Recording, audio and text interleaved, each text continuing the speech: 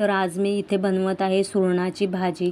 Actually झालं काय, मला बनवायची होती भेंडीची भाजी, पण रात्री मी चिरून ठेवली नाही, त्यामुळे आज सकाळी करता आली नाही कारण की खूप घाई झालेली.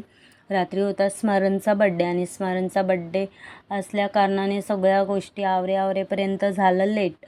त्यामुळे भेंडी काही चिरली नाही. त्यामुळे मग म्हटलं चला घाईत काही सुरणाचीच भाजी बनवूया आणि तीच आज टिफिनला बनवली.